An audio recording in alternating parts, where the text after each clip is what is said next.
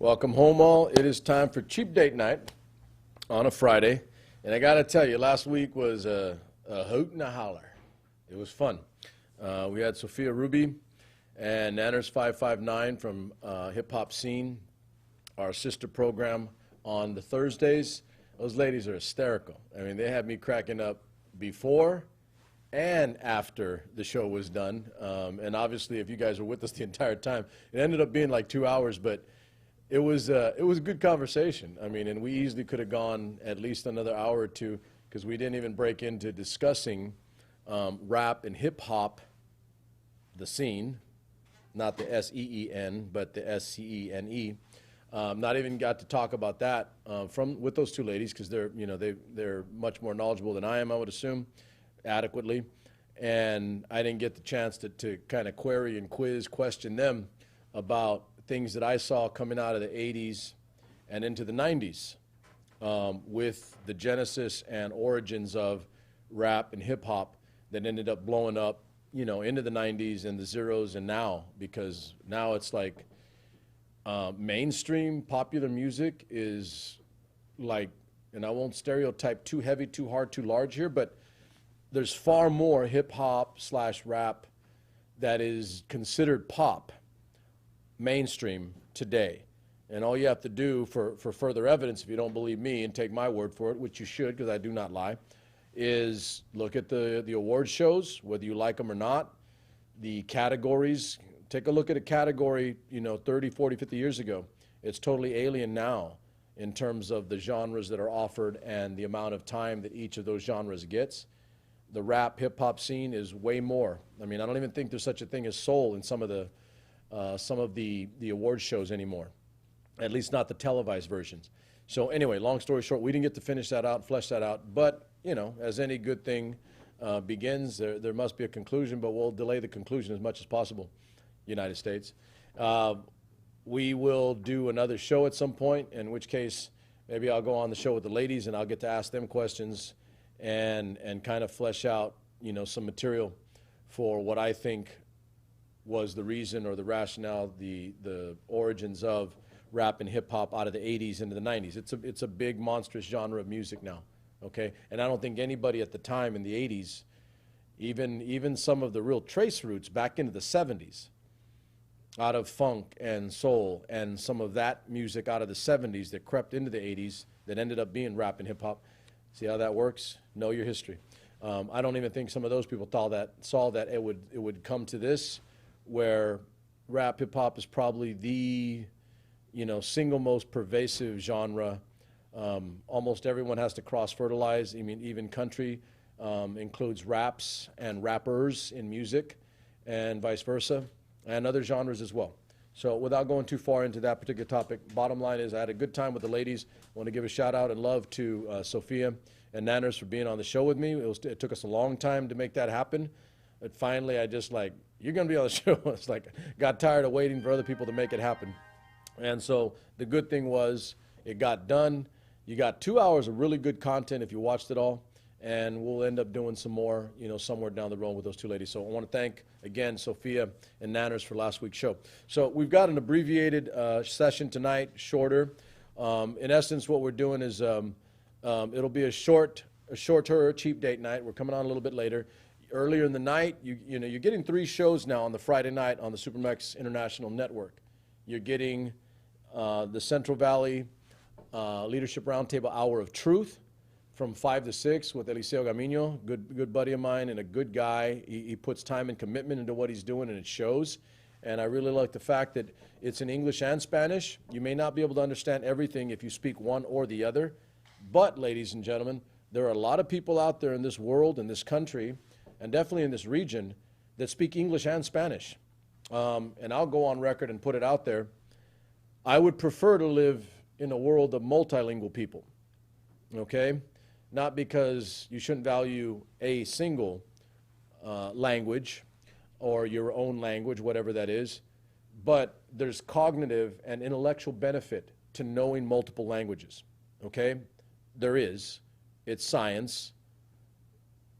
Yeah, let's not do that tonight. It's Friday. We're not talking politics, but it's science, and it's understanding the brain and how the processes of cognition work.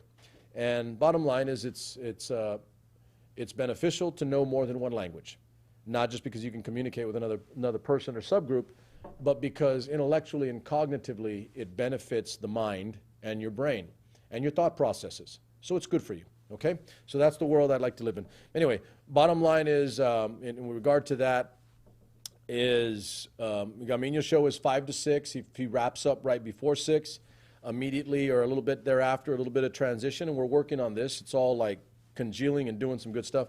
Right after that is my daughter's show, the Glam Show. I don't know if anybody's ever said this, but I'm going to say it for you, for those of you that watch. So it's Glam because, not because she's like hoorah and whatever. She's a little, you know, she's a little piece of work herself. She's my daughter, I know that, and I can say that. But Glam is actually shortened and an abbreviation, an acronym for Gabriela Lauren Alexandra Martinez. So her initials are GLAM, Glam. See how that works? A little bit of creativity, right? It's all good. So that's the reason why her show is called The Glam Show. Okay, so she goes, and Gabby's been doing roughly about a 30 to 45-minute show, sometimes a little bit more, depending, talking to us about, in essence, a vlog, a video log, not a blog, but a video log online that shares with us older folk in Supermex International, the network, and Supermex Nation, that what she sees, what she's doing, and her life living in New York on the other side of the country, going to college, because young people go to school. And I think it is important that we know what young people deal with so that we can maybe more adequately prepare the world for them, so when it's their turn, they have a decent car that we hand over that they can drive, not a car that we got handed, you know, do the analogies, but handing over a car to them that they can actually drive, and, you know, it's tuned up, tires are good, and they can go off on their road of life, okay? Instead of handing them over a car that's all beat up and is going to fall apart. Oh, yeah, United States. See how that works? Yeah, work on it. Okay, so that's her show. Gamino's show is in English and Spanish. Gabby's in English, but she's younger, and she's living in another part of the world, in New York City. Well, not New York City, but New York State, close to New York City. And then I come on at the end of the night to wrap up, and my show is in English, and my show is not political. It's not a vlog. It's a little bit of entertainment and arts, and we talk about things that are current, and we talk about things that are going on. We talk about television, movies, music, how art reflects life, how life reflects art, you know, the term and the method, the process, because it's true. And then we try to wrap that up, and sometimes we have long conversations. Sometimes we go 2 hours, an hour and a half. Sometimes maybe I don't want to have a guest, and maybe I just want to, you know, get to some points. And that's kind of the way I was this week. You know, in entertainment, and here's the thing, entertainment's getting kind of stifled, squashed, and tightened up because of COVID. And we talked a little bit about that last week with the ladies. It is different. Entertainment is different. And you have to acknowledge it and understand it, know it, so that you can address it, you know, as we come out of the situation down the road, not tomorrow, because that ain't happening. But I've always said this, and it's a truism, to solve a problem, you must first be aware of the problem and understand the problem.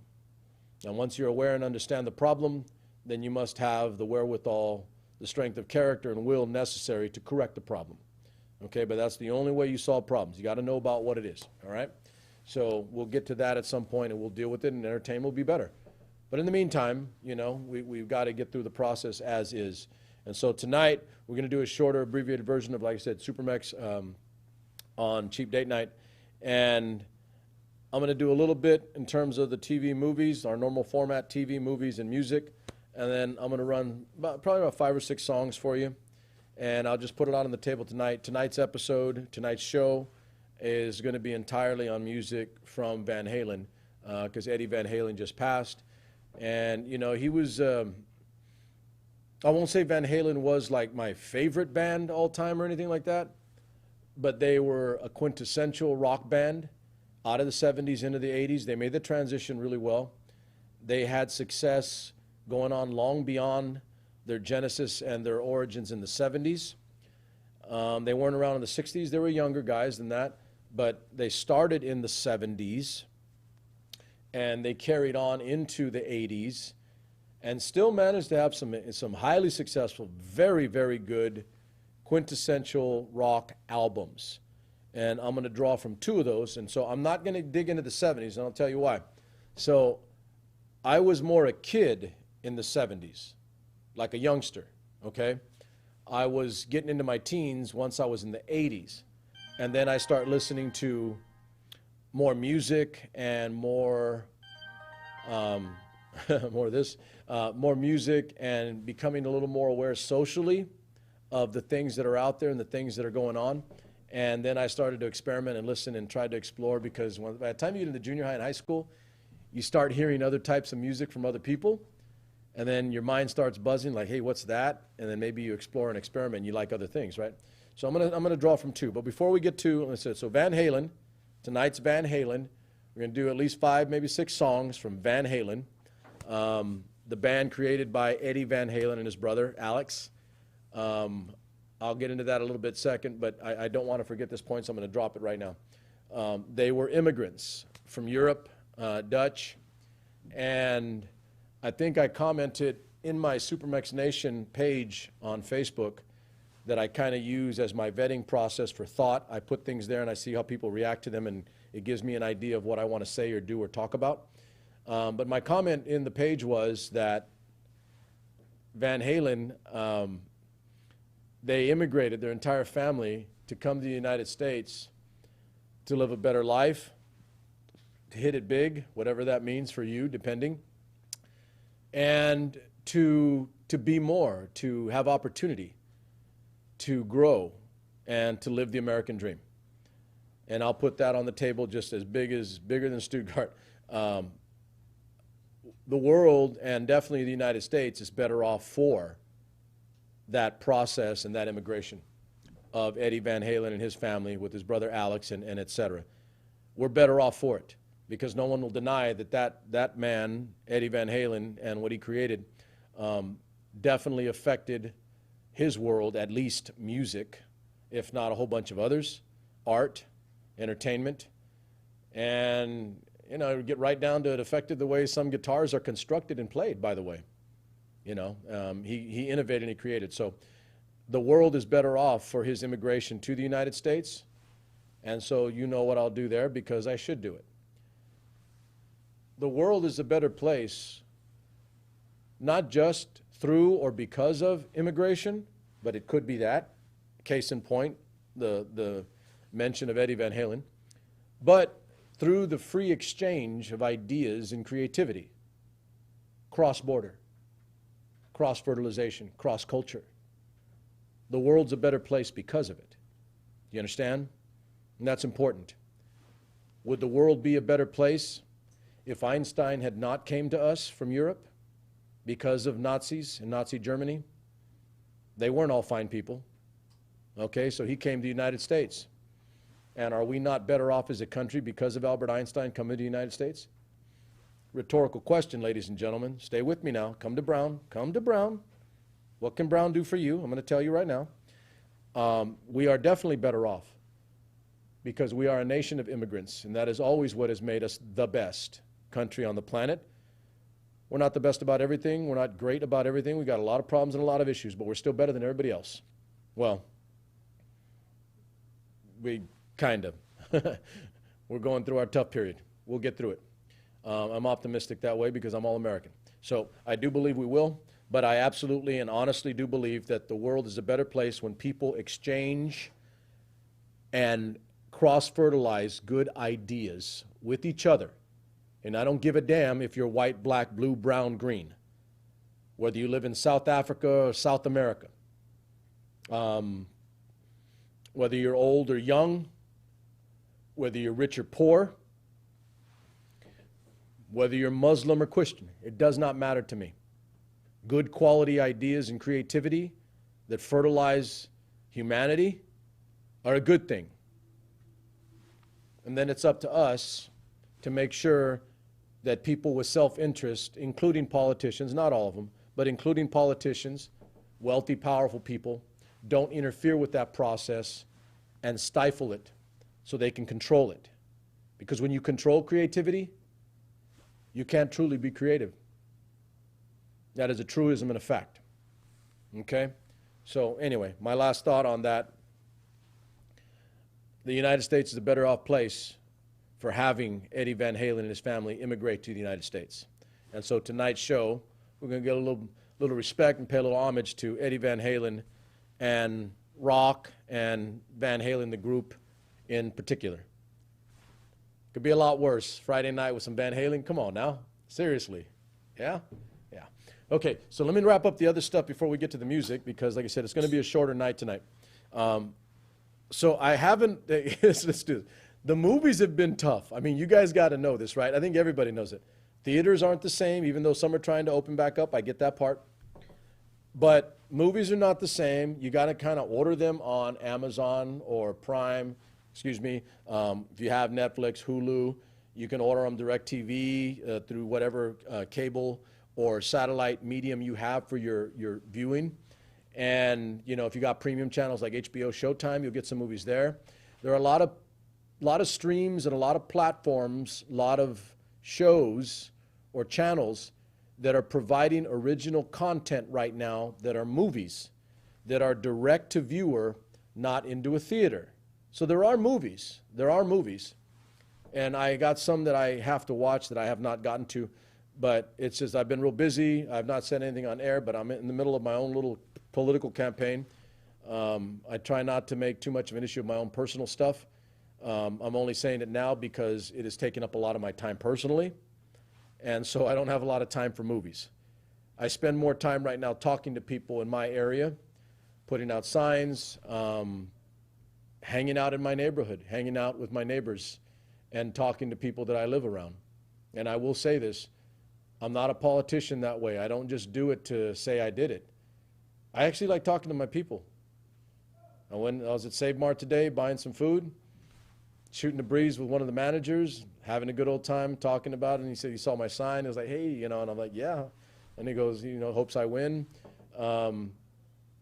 Walking up the doors, talking to people you haven't seen. There was a guy not even 2 nights ago that I haven't seen in a long time, talked to him.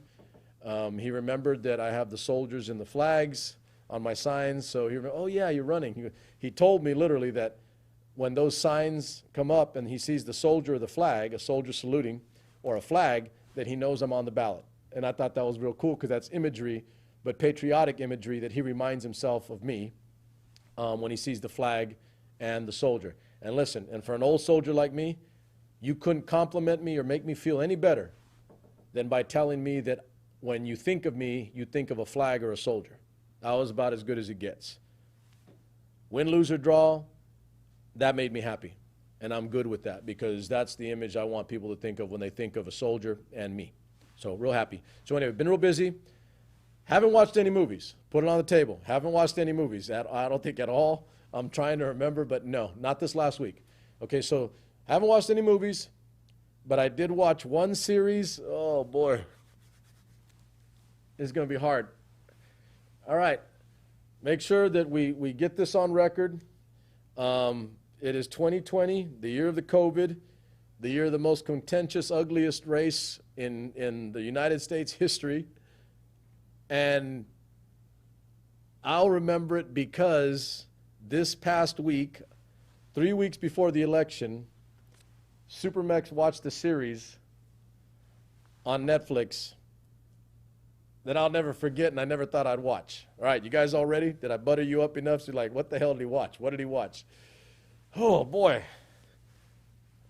I do feel like a man. I do feel like a man. See, I got to tell myself. I got to convince myself. I do feel like a man. You ready? You want to know what I watched? All right, here we go. Emily in Paris. I was thinking, like, this is not a joke. I watched Emily in Paris. And it drove me up the wall in bonkers. It was funny. The writing was pretty damn good. They played the hell out of the stereotypical and ugly sometimes, pigeonholing, putting in a box, and stereotyping of Americans and our culture and how we are, how we live. It wasn't a pretty picture, let's put it that way. But they managed to make it funny. It's about a young girl who's in Paris and living a life and working there, and she's never been out of country. And anyway, long story short, it was something. It was something. But I'm going to say it. I got through all of it. I watched one season. And I may watch the second season. Don't tell anybody. Shh. Quiet. No views tonight. Shh. I may watch the second season. The little gal who does, I don't remember the little gal's name. She's cute, funny, kind of a little loopy. But she's got some charisma, makes you want to watch. And I'm going to say it again, the writing, really funny. The way they play the dynamic of an American dealing with the French and the French persona, the French perception, the French arrogance in a lot of ways. And by the way, so Supermex has been in Paris. Maybe we do a show. What do you guys think? We do a show? Supermex in Paris? I go terrorizing things. I have been in the Eiffel Tower. Didn't make it to the Louvre. Was supposed to see the end of the Tour de France that year. I think it was 90. It was one of those years. I was supposed to watch the end of the Tour de France on the Champs-Élysées, because that's where the Tour de France finishes. True story. All right? Supermex doesn't lie. I was there, and I wanted to watch the Tour de France and the Champs-Élysées finish, last stage, final stage, championship stage. But I went with the buddy who was French, serving in our army, by the way, because he wanted U.S. citizenship, a Frenchman serving in our army because he wanted to be a United States citizen. How about that? Someone who wants to be a citizen so bad, they're willing to sacrifice their life and give their life to their country to do it. So think about that. Anyway, so we went, and his mom and his family lived in Paris.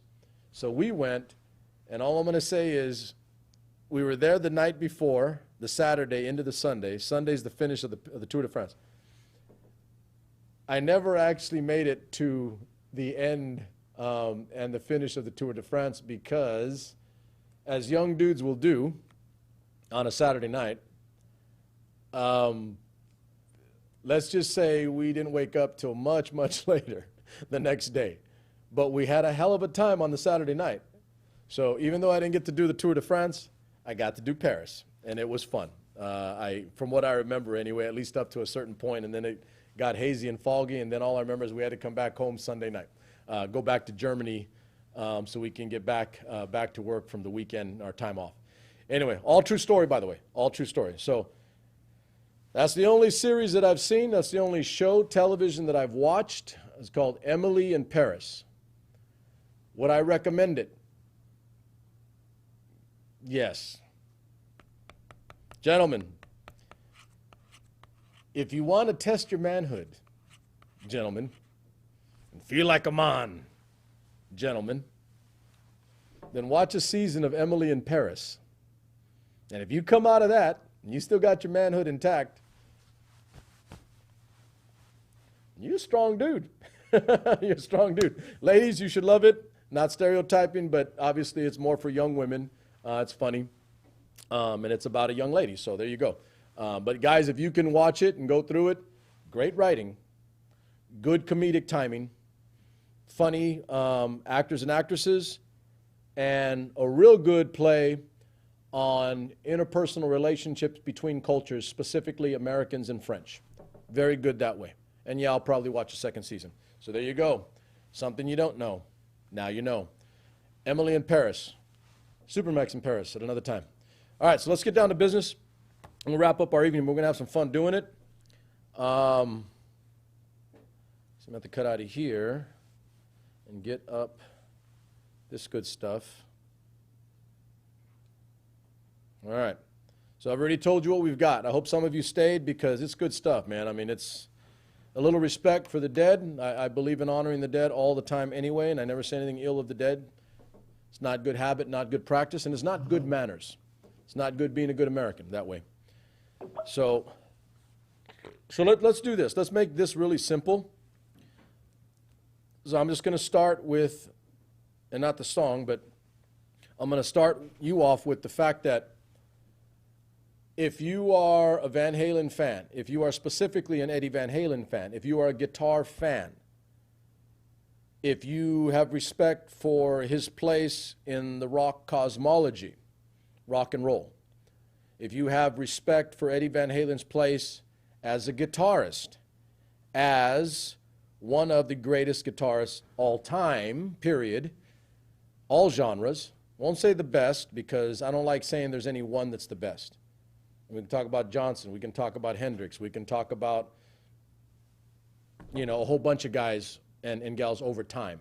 Okay, so I don't like picking one that says the best, but definitely one of the best for creativity, for innovation, for just skill, okay? Generally considered one of the best guitarists, definitely rock guitarists all time. So if you start with that, then you begin and end Alpha and the Omega with Eruption, okay, by Eddie Van Halen. His singularly unique creation and kind of the quintessential rock guitar solo that draws focus and attention to the guitarist in a song, in a traditional, in a song, right? A pop song or an album song where it's just the focus on that guitarist and letting him do his thing in the middle of a song. There you go. It's kind of the quintessential rock guitar solo and duplicated, at least attempted to anyway, by many, many, many since then. It's almost, you know, any guitarist worth their salt nowadays, they all want the same thing. They all want to be able to play Eruption. As a matter of fact, I'll go a step further. Not even a month ago, we had Austin Reed, good young blood in Nashville, guitarist and musician, singer-songwriter, on this set with me on Cheap Date Night talking about how, as a young dude, and this was before Eddie Van Halen passed, by the way.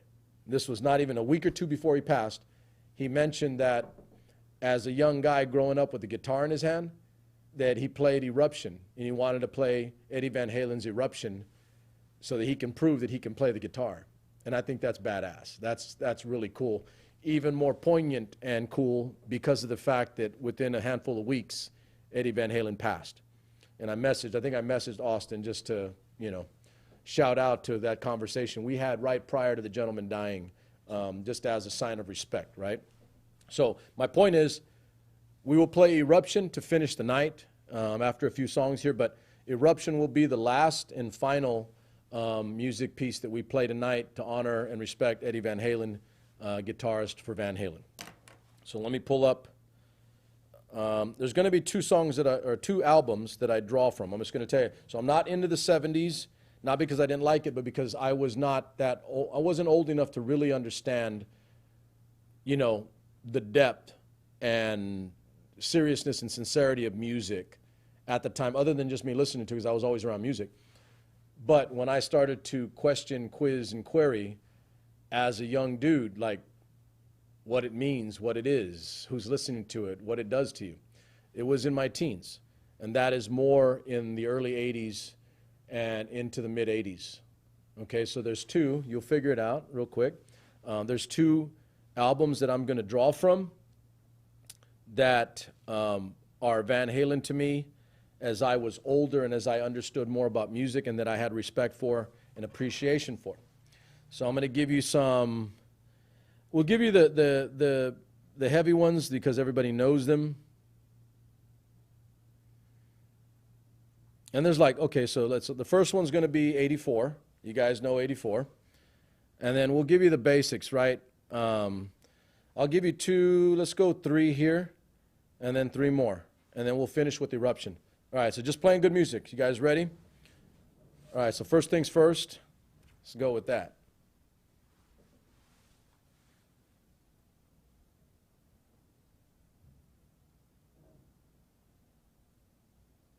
Wi-Fi compliant, maybe. Come on. Come on. Come to Brown. See what Brown can do for you.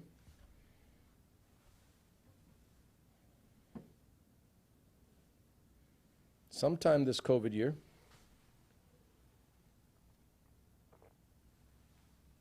Wow. That's taking a while.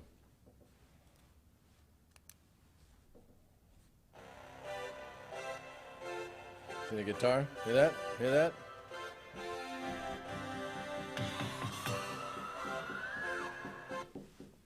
Ah, what are you doing to me, AP? You're killing me over there. I think it's your headband.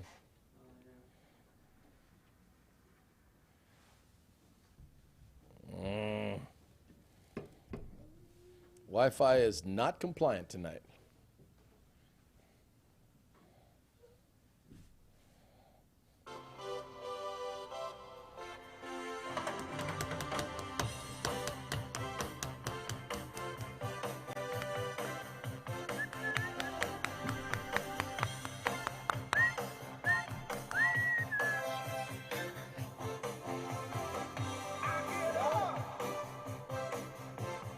Nothing gets me down.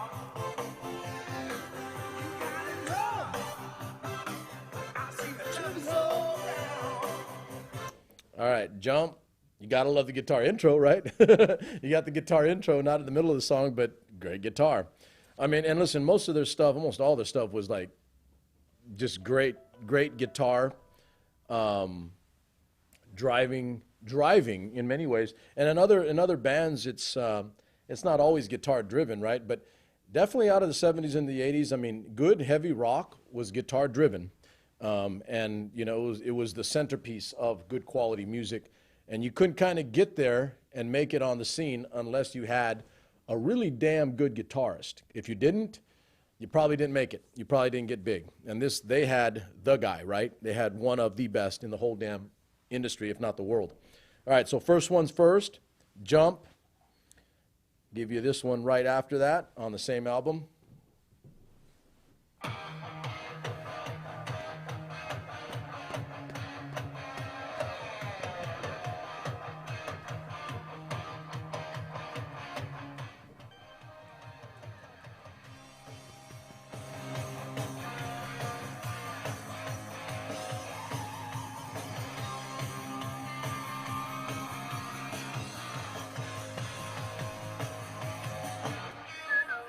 Oh, man.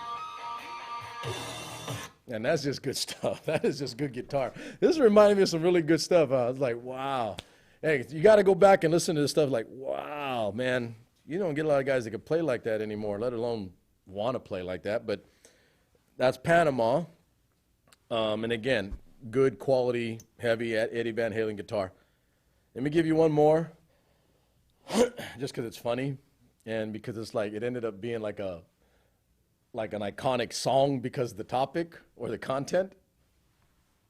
There you go.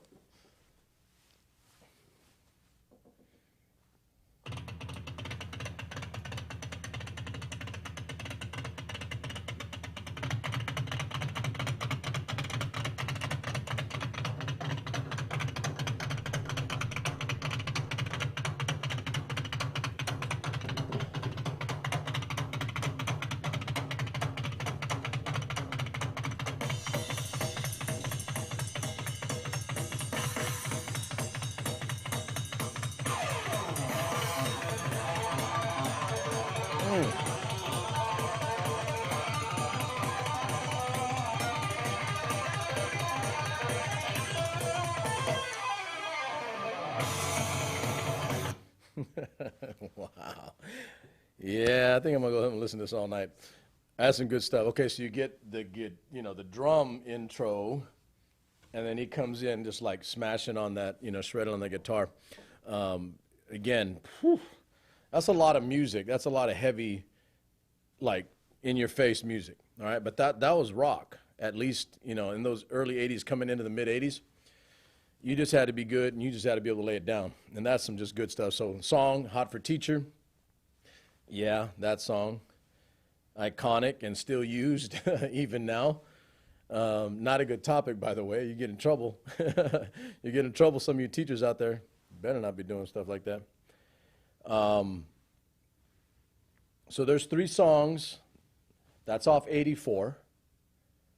Okay, and I told you I'm going to play Eruption to take us out tonight in a little bit here. But I'm going to take it off, the song's off of 84. Stay with me.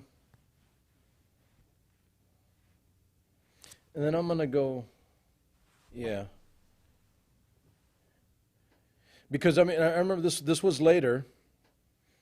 Okay, so if you think of Van Halen, there's two Van Halens, right? You get it. You know, there's David Lee Roth as the vocalist, and then later Sammy Hagar as the vocalist. And that was the big difference and distinction, and people wondered, like, well, it ain't gonna be the same.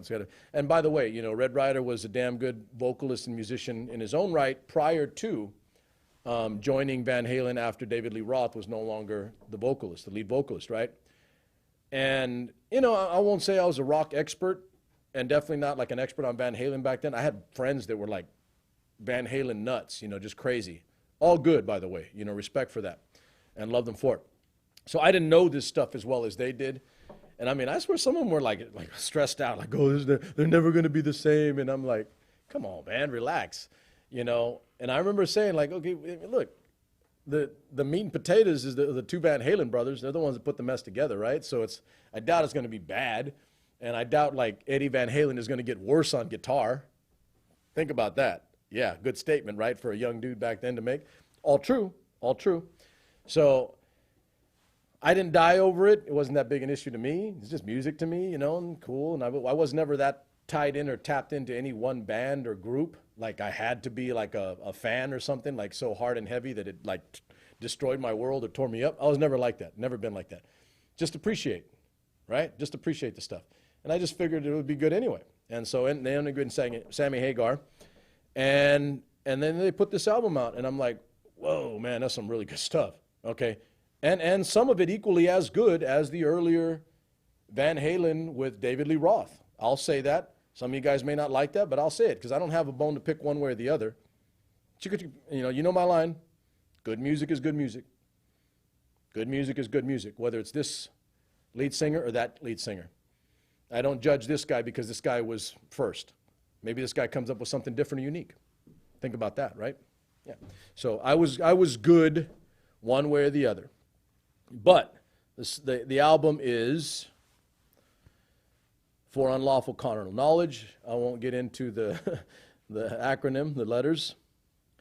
But I'm going to give you 3 songs off this that I really liked on and dug on. One, let me see. Oh, I like that. 2 and 3. We'll go with those 3. Yeah, there's plenty on this album. There's just like 84. The whole album's good, by the way. I mean, it was just a good quality album from one down to the 11th song. All 11 songs, just really good songs for different reasons. All right, number 1 off For Unlawful Carnal Knowledge.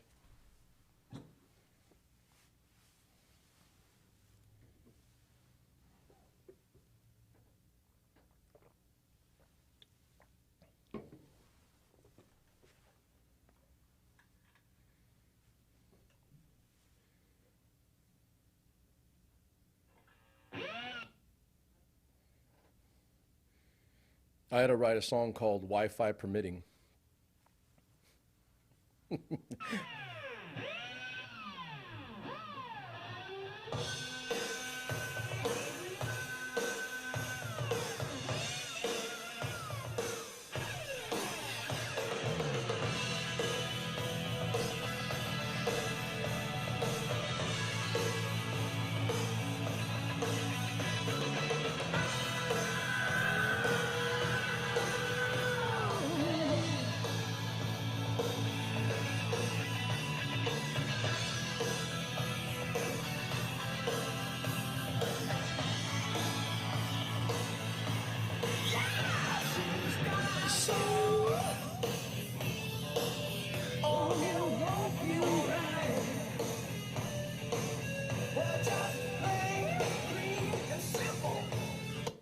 Yeah. So different, you know, from even earlier in that decade, in the 80s to this one, For Unlawful Carnal Knowledge. But, you know, it was a different direction, maybe, but still great guitar, still heavy, still in your face, still loud, and still quintessentially rock, right? Just with a different lead singer.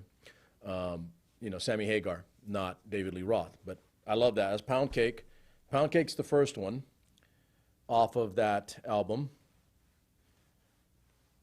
Here's the second one I've got for you. I like to.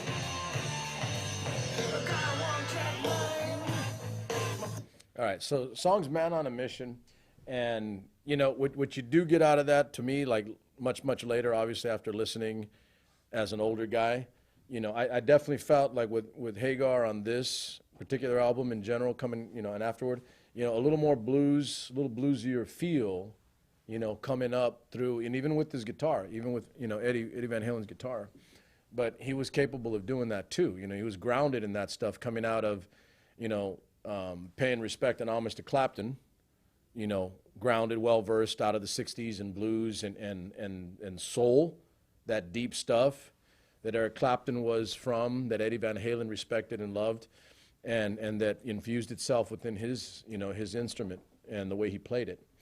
So, you know, Man on a Mission is not like one of their greatest songs out of time, but I really like that song. I mean, I love the guitar on this one and what he does with it. It's real subtle. It's real deep. It's like an older respect for a different type of guitar. It wasn't just like shredding and banging, you know, speeding that thing. I really dig on that guitar piece in this one. So song's Man on a Mission. Some of you wouldn't know that about me, but I've said it on air before, by the way, I'm a big blues fan. I really respect the people that can play and drop down serious blues, either in guitar on instrument or vocally for sure. I really love that. People that can do that. I mean, that's like another level of badass to me. If you can run blues on me with your instrument, whether it be guitar or the vocal. So anyway, Man on a Mission.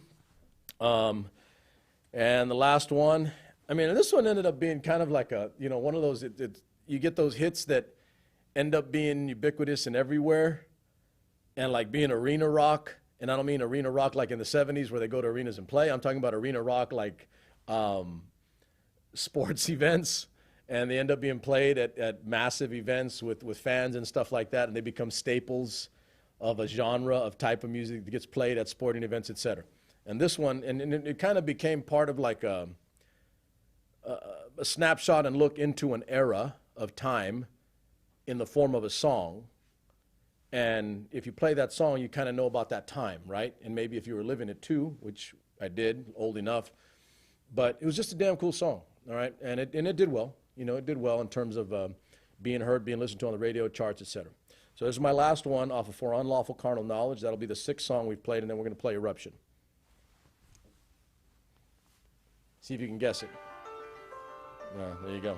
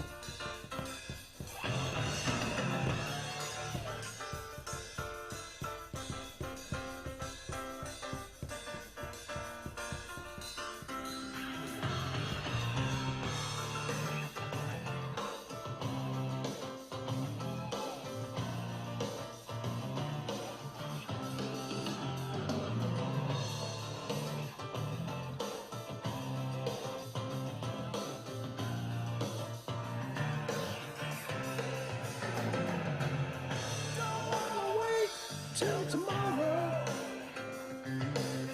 I put it off another day. Everyone in the zone is standing our way. stuck behind. You gotta run to run. Make future plans, don't dream about yesterday. Turn this thing around. Hey, it's your tomorrow. Come on, it's everything. Get your magic on, doing right here and now. Let me stop there. I listen to the song all day. Right now. And again, it's like it was a catchy tune at the time, but it ended up being something much bigger for the time as a little bit of a microcosmic / macrocosmic look at what was going on then and who we were then. And crazy enough, good enough, that's what good songs do, right? They're applicable even much later. How about right now? Why don't you go vote right now? See how that works? Go vote. Vote right now. Don't wait till November 3rd. Just go vote right now. See how that works? Yeah. By the way, voting's all American. Everybody should go vote. And whatever happens, happens. If everybody in this country voted, I'm good. Whoever wins. Because that's America. Right now. There you go. All right, so you got my 6 songs. 6, and get it, right? Plenty of good Van Halen songs, including, the very first, all the way up to their last. A lot of good Van Halen music. This is just Supermax's little picks for tonight on Cheap Date Night. I chose 84, and for Unlawful Carnal Knowledge, and in particular because of the time period, because I was more engaged, more knowledgeable, more understanding of music, their music in particular, specifically, and also a look and the dichotomy of what was and the difference between their 2 lead vocalists. And mind you, the backbone, the bass, and the beginning building of the band itself was Eddie Van Halen and Brother Alex. But, it became something different or changed a little. Like I said, there's much more blues infusion when you get to Hagar a little bit later, and I was not bad with that. I love that a lot. So you get 2 different lead vocalists, but still a monster and quality band, one of the greatest. I think they can generally be considered one of the greatest rock, pure rock and roll bands all time. They lasted a hell of a long time, 70s, the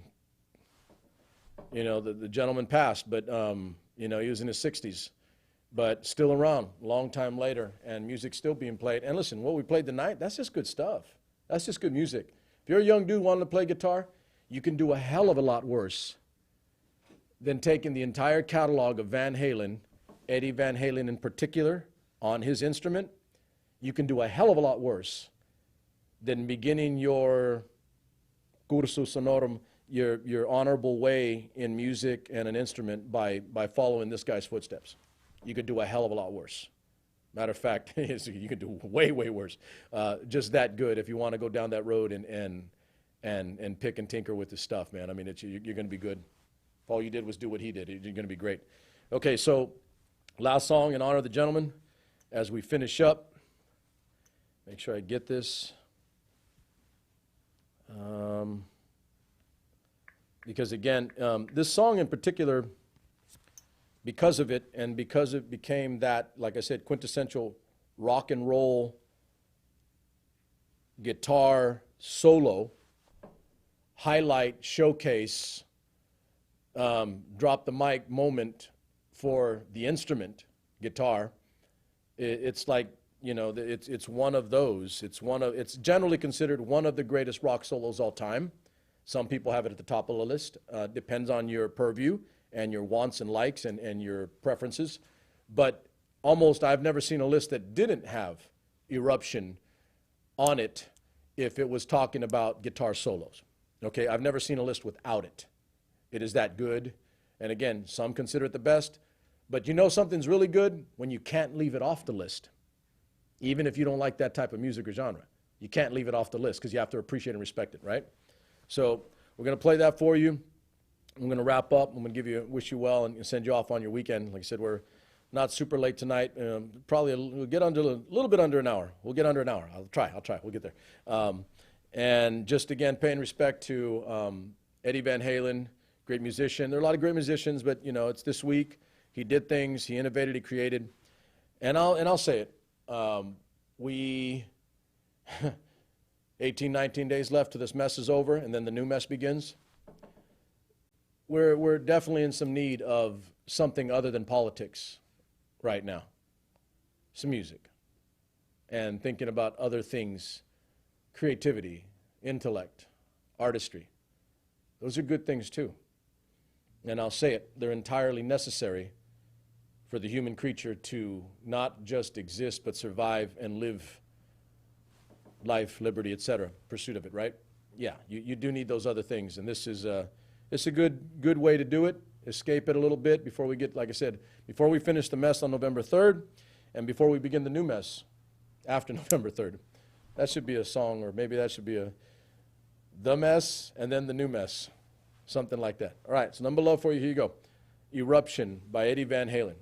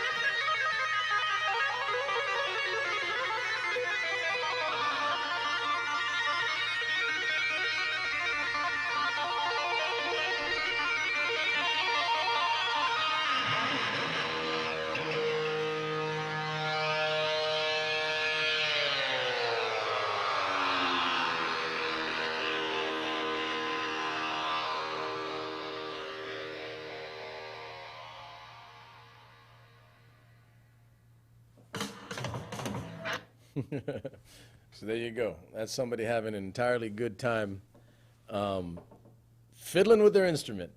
Fiddling. Yeah, fiddling. So Eruption, Eddie Van Halen, it made sure that, at least from what I was told anyway, by some musicians I knew, guitarists, it made sure that every guitarist on the planet wanted to have a clause in their contract, right? If they had a contract, wanted to have a clause in their contract so they had the ability to bust some guitar solos, you know, on music. Every guitarist wanted to prove, you know, that they got it, they had it, they can bust their chops and like really show their skill set, you know, on the guitar. And a lot of it because of this guy and that particular you know, piece of wizardry, you know, on the 6-string instrument, right? So again, Eddie Van Halen, Eruption, band is Van Halen, around a long time, early mid-70s, depending on the date you want to go with, but they lasted a long time, and they changed, they altered, but at the core of who they were as a band was guitar-driven, heavy rock and roll, okay? And that's kind of good. I'll say it, especially today when, yeah, you don't, let me rephrase it. Let me pull that back a little bit. There is rock music out there. There is rock and roll music. And there are people that can play it. And there are young people that can play rock music like that. But they don't get the attention, and they're not getting the attention that maybe they deserve or need, because music is altered and changed, and the listens and the wants and the preferences are different than they were back then. But I want to make sure that I'm clear and I don't like slight anybody. There are some people that can play like that. There are young people that can play like that. Yeah. But we got to give them the attention and love they deserve so we know about them. So I'm going to make sure that I catch myself, and so that I don't say that there are no people playing like that. There are. You just don't hear about them or don't hear them as much. And I want to make sure that I'm clear on that. And for the record, before we're done tonight, on Supermex International, the network, and with me personally as a whole, we will be doing more music and appreciation for music in a variety of genres, in a variety of ways, coming soon, coming to you in this medium, with me directly here on Cheap Date Night, or in other ways on our platform to get out to you guys. If you don't want to listen to it, you don't have to. You got to love this country, right? You don't have to if you don't want to. You could always change and go watch something else. It's entirely your choice. I encourage you to do so, all right? I'd like you to stay a little bit. But if it's not for you, then I don't want you here if you don't want to be. I want you here because you want to be here. Nothing but love for you, right? So there will be more music coming, and it'll be a lot of different things, a lot of different styles, genres, people, old, new, young, old, and yeah, I'm really looking forward. I've been wanting to do that for the entire time since I left radio. It's been about a year and a half, and I'm going to make that happen, because a life without music is not as much fun and not as enjoyable, you know, no question to me. So, all right, so that's it for tonight. Thank you for being here. I appreciate, I'm going to say this. It's my network. It's my genesis of what I believe is something bigger that we're building. But for tonight, especially on the Friday night, which ends up being our heaviest night of programming and content, oddly enough, Friday. Yeah, right, Friday. Friday night. I want to give a big love and thank you to Eliseo Gamino at the 5 to 6 hour. And then my daughter from 6 to about 6:45, 6:50, in that range, for leading me in and then allowing me to back them up, come in, you know, clean up, and then hit it out of the park with some music, some good music. That's always good stuff. But you have 3 entirely different shows from 3 entirely different people in multiple languages and in multiple arenas of thought and pursuit. So I'm really enjoying my Friday nights. Yeah. It's not like we go out clubbing, right? It's not like we're out clubbing. Can't do that. So I'm too old for that anyway. But thank you for being here. I don't say that often enough, because I'll put that on the table also. I don't say thank you a lot. And it's not because I don't care or I don't appreciate.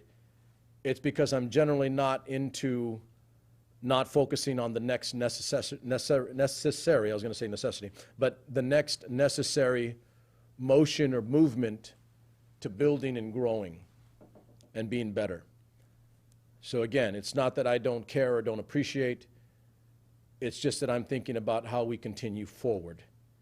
I've never gotten lost or caught up in the moment of self-congratulations or adulation or celebration. There's a lot of Asians there, A-T-I-O-N. I just don't do that. Sorry, I'm old soldier in me, but I believe in moving forward on the mission until it's complete and done. And so I am thanking my fellow hosts and programs, personnel, the ones that lead me in on the Friday night, and all of the Supermex Nation and international programs in general. And lastly, I'm going to thank you.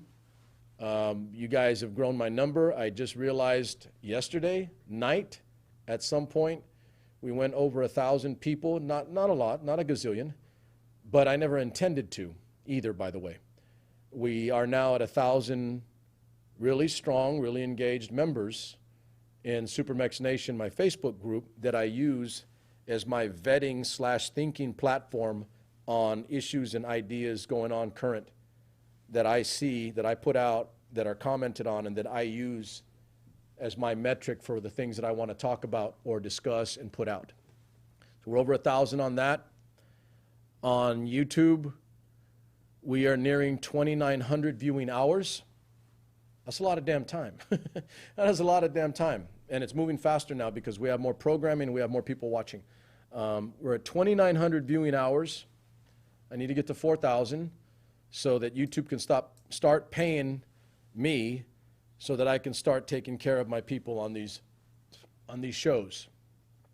Don't make anything off this. Not made a penny, as a matter of fact, in a year and a half. But if we get to that, then I can begin taking care of the costs, and then we can grow more. See how that works? I don't pocket much. I just keep growing. So anyway, 2 good things, really happy about, that are happening on YouTube and Facebook for Supermex International, the network, and Supermex Nation. And again, a big thank you to all of you guys, because if you don't watch, you don't listen, you don't like, share, view, etc., then we don't have anything, and we don't have anybody. But we do, and we're growing. And I like to tell people with the cool words, we are slow, methodical, but inexorable, and with purpose and intent. We will continue to grow. We will grow. It's just going to happen. It's happening now. It's not going to stop. And I will begin to ratchet up the things to help us with that growth. So it's going to start moving exponentially faster. So again, thank you. You know the deal. Safety briefing on a Friday night. Be careful. Be mindful of the other. If you're out, if you're driving, or you're moving around over the weekend for whatever reason, be careful in terms of accidents, other people, not just yourself, because it's not always you that causes the accident. It might be somebody else, and you might be on the receiving end of it. Be respectful with your people. Spend time with your loved ones. Be mindful of the virus. It is a science fact. It does exist. I know some of you are super badass and you'll never get anything and you're immune to anything. You're immune, right? You're immune. And you can never be harmed or hurt. Yeah. I think that too. But you know what? I still practice some type of safety because it's not about me. It's about my fellow American. You know, the 218,000 and climbing number that's still growing. It's not about me. It's about the others. And last I checked, it wasn't a bad thing for an American to actually give a damn about his fellow Americans. Last I checked. Be mindful of the other. Wear your damn mask when you're around people. You don't want to wear it at home, that's cool. You don't want to wear it outside and there's no one around, hey, more power to you. I won't either. Okay? When you're around large numbers of people that are not you or with you or in your quarantine session and group, think about someone other than yourself. Don't just think about yourself. Those aren't bad words of wisdom. They're good. Okay? My last thought, you guys have a good weekend. We'll be back on the Monday. We've got a very, very special week planned next week. You're going to see some crazy stuff. You're going to see some cool stuff that you will have never seen from me for sure. Stay tuned and watch. You're going to see some stuff. It's coming. Nothing but love for you. I'll be back next week on the Monday with 10 Minutes of Truth and then a full slate of programming for the week. Supermex is out.